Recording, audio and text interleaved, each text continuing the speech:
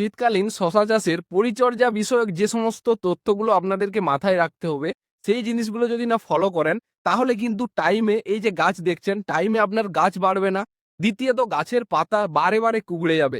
2 দিন 3 দিন ছাড়া আপনারা স্প্রে করার পরেও কিন্তু সামলাতে পারবেন না। তো সমস্ত কিছু তথ্য আজকের ভিডিওতে আলোচনা করা হবে।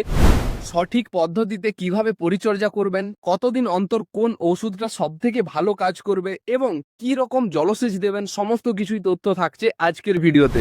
মেন যে জিনিসটার উপর বেশি ফোকাস করতে হবে সেটা হলো বারে বারে ফাঙ্গিসাইড অর্থাৎ ছত্রাকনাশক ব্যবহার করা, যেটা প্রতি সপ্তাহে অন্ততপক্ষে একবার ব্যবহার করাটা খুব জরুরি। দ্বিতীয়ত, এই যে গাছ গাছ যতদিন পর্যন্ত লতিয়ে যাবে তার আগে পর্যন্ত আপনাকে কিন্তু শেকড়ের ঔষধ ব্যবহার করতে হবে, যেটা রুট গ্রো বা রুট হরমোন, যেটা শীতের জন্য খুব বেশি প্রয়োজন। এই দুটো ছাড়াও যেটা সব থেকে বেশি ক্ষতি করে সেটা হচ্ছে মাকড়, থিপস ও চষি পোকা। এই কীট পতঙ্গগুলোকে শেষ করতে না পারলে গাছ দিন দিন কুঁকড়ে যাবে ও গাছের ডগ বসে যাবে। এটার নিবারণের জন্য আপনারা যেটা ব্যবহার করবেন সেটা হচ্ছে স্পিনোডাম 11.7%, তার সাথে ইমিডা ক্লোরোপিড গোত্রের যে কোনো ঔষধ বারে বারে ব্যবহার করুন। অন্তত পক্ষে প্রতি সপ্তাহে একবার করে ব্যবহার করাটা খুবই প্রয়োজন।